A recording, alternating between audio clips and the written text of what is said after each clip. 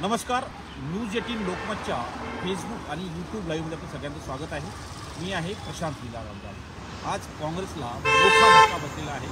सकाळी अशोक चव्हाण यांनी, जे माजी मुख्यमंत्री आहेत आणि काँग्रेसचे ज्येष्ठ नेते आहेत, त्यांनी आपल्या आमदारकीचा आणि प्राथमिक सदस्यता म्हणजे पक्षाच्या प्राथमिक सदस्याचा राजीनामा दिला आहे.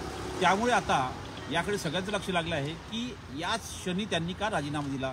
कारण की येत्या 15 फेब्रुवारीला ही शेवटची तारीख आहे राज्यसभा निवडणुकीमध्ये खास करून उमेदवारी अर्ज दाखल करण्याची. या संदर्भात विश्लेषण करण्याकरता ज्येष्ठ राजकीय विश्लेषक माझ्यासोबत आहेत. सुनील चावके सर, आपलं स्वागत आहे. सर, याकडे कसं बघता आपण हे जो अशोक चव्हाण यांनी राजीनामा दिला आहे? हे अपेक्षितच होतं. ज्या पद्धतीनं 5 जागा महायुतीचं सरकार जिंकणार राज्यसभेच्या, तर 6वी जागा देखील ते प्रयत्न करतील आणि जिंकतील आणि त्यासाठी जे काही शक्य आहे ते सगळं करतील हे स्पष्टच होतं. हे ओपन सिक्रेट होतं एक प्रकारे की अशोक चव्हाण यांच्या माध्यमातून काँग्रेसला पिंडावर पाडण्याचं जे आज हे झालेलं आहे, गाव यशस्वी झालेला आहे, तर तो अपेक्षितच होतं. आणि काँग्रेसमध्येही म्हणजे काँग्रेसच्या इतर नेत्यांना दिल्लीतल्या आणि महाराष्ट्रातल्या हे ज्याची गुंतवणूक होती, पण ते नेहमीप्रमाणे ते निष्क्रिय राहिले, गाफील राहिले. त्यांनी कुठल्याही प्रकारचा डॅमेज कंट्रोल करण्याचा प्रयत्न केला नाही आणि त्याचं फळ असं आहे की आता काँग्रेसला जी एकमेव विरोधी पक्ष होता काँग्रेसचे, ज्याला एक जागा मिळू शकली असती राज्यसभेची, ती देखील हातची जाण्याची आज शक्यता निर्माण झालेली आहे. किंबहुना ती जाणारच अशी परिस्थिती आहे. आता काँग्रेसचं जर संख्याबळ घटलं आणि 30-35वर आलं तर त्याचा फटका निश्चितपणे काँग्रेसला बसणार आहे आणि इतर आमदारांच्या मदतीनं 6च्या 6 जागा महायुती जिंकेल अशी परिस्थिती निर्माण झाली. राज्यसभा निवडणुकीच्या पूर्वी अशोक चव्हाण यांनी हा का निर्णय घेतला? अशोक चव्हाणांनी हा मुहूर्त का बदला? गेल्या अनेक दिवसांपासून चर्चा होती की अशोक चव्हाण राजीनामा देणार, भारतीय जनता पक्षामध्ये प्रवेश करणार. आज त्यांनी म्हटलं की 2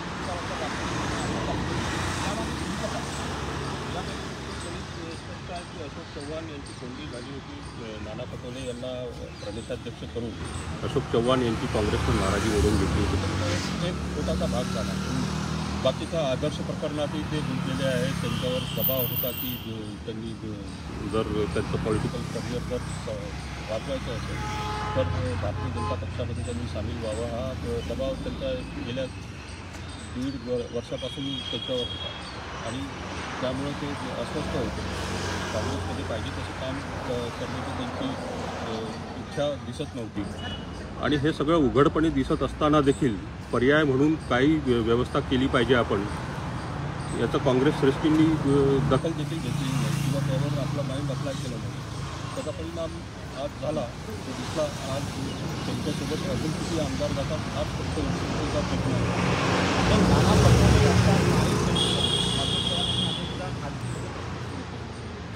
नाना पटोले हे एखादी चायनी वागतात, अशा फक्त त्यांच्यावर अनेक शिष्टमंडळ दिसून चालू, त्याचा हा परिणाम असेल का? नाना पटोले हे कारण झालं प्रेशर होतंच काँग्रेस सोडून BJPमध्ये सामील झाल्याचं आणि नाना पटोले हे फक्त निमित्त म्हणता येईल. पण नाना पटोले यांची पण जी कार्यक्षमता किंवा जे नाना पटोले हे प्रकरण आहे काँग्रेसला आणि महाविकास आघाडीला किती भोवलेलं आहे. हे 2021मध्ये त्यांनी राजीनामा दिला विधानसभा अध्यक्षपदाचा. तेव्हापासूनच महाविकास आघाडीला गळती सुरू झाली. कारण नाना पटोलेंनी जर राजीनामा दिला नसता तर कदाचित आज जी महाविकास आघाडीची दुर्दशा झालेली आहे ती झाली नसती.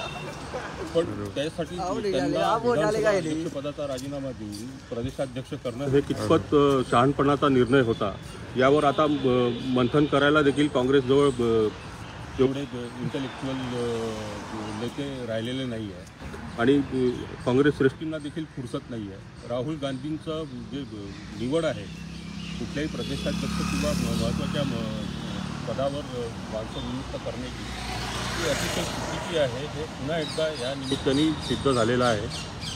नाना पटोले यांच्यासोबत काँग्रेसचे जे ज्येष्ठ नेते होते त्यांचं काही खूप जमलं नाही आणि पक्ष एकसंघ राहू शकला नाही. नाना पटेल यांनी आपले वेगळी एक सूल मांडण्याचा प्रयत्न केला. त्यात ज्येष्ठ नेते सहकारी सामील झाले नाही आणि त्यामुळे विभंग झालेली काँग्रेस 1.5 वर्षापासून आपल्याला बघायला मिळत होती. आज ती काँग्रेस भंग झालेली आहे परिणामकारकपणे असं म्हणता येईल. नाही, पण महत्त्वाचं म्हणजे जर बघितलं राज्यसभा निवडणुकीमध्ये सध्या आता 6 जागा, 6पैकी 3 भारतीय जनता पक्षाचे जे वर्तमान सदस्य रिटायर होतात. प्रकाश जावडेकर होता, मुरलीधरन होता आणि त्यानंतर नारायण राणे होता. या तिघांना रिपीट होण्याची शक्यता आहे का? तर त्यात मला असं वाटतं की मुरलीधरन यांना कदाचित रिपीट करतील, पण प्रकाश जावडेकर आणि नारायण राणे. प्रकाश जावडेकर कदाचित पुण्या मतदारसंघातून लोकसभा निवडणूक लढतील. नारायण राणे यांना कदाचित निवडणूक करतील आणि त्यांच्या चिरंजीव नितेश राणे यांना संधी दिली जाईल आणि त्यांच्या जागी नवे चेहरे येण्याची शक्यता आहे. फक्त मुरलीधरन यांनाच रिपीट केलं जाण्याची किंवा ते देखील केरळमधून लोकसभेची निवडणूक लढू शकतात. तर पूर्णपणे मुरलीधरन जर ठेवलं तर 2 किंवा पूर्ण 3 चेहरे नवे असण्याची शक्यता आहे.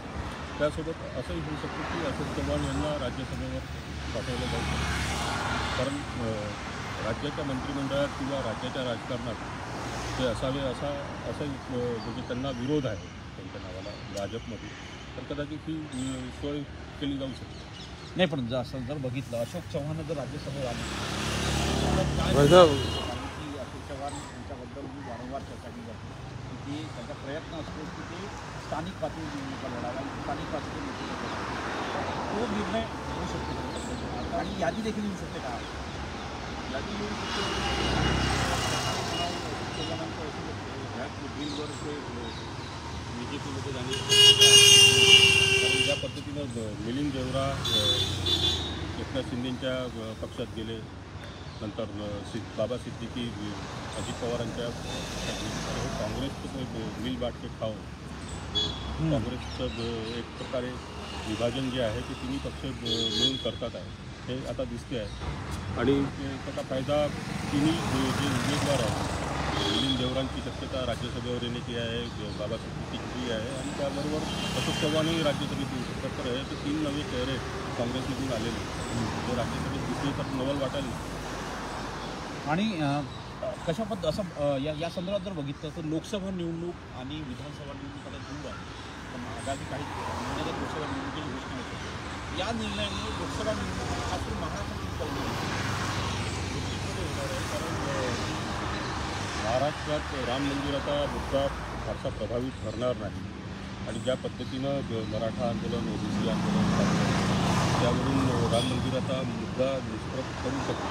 अशा परिस्थितीत स्थानिक मुद्दे जे आहेत आणि स्थानिक मुद्द्यांना बळ देणारे जे नेते आहेत ते भारतीय जनता पक्षानं गेल्या 1.5-2 वर्षात गमावलेले आहेत. एकनाथ शिंदे, अजित पवार आणि आता मराठवाड्यात जे प्रभावी नेतृत्व होतं अशोक चव्हाणांचं, तर मुंबई, कोकण म्हणता येईल, पश्चिम महाराष्ट्र आणि मराठवाडा हा त्यांनी बऱ्यापैकी सेफ करून घेतलेला आहे या 3 नेत्यांच्या माध्यमातून. तर त्याचा निश्चितपणे प्रभाव पडेल आणि जे एक आव्हान होतं महाराष्ट्रात महाविकास आघाडीचं भारतीय जनता पक्षात ते आता खिळखिळं झालेलं आहे असं म्हणता येईल. नाही, पण ज्या पद्धतीनं एका खाजगी वाहिनीचे सर्वे आले त्या आता 20 जागा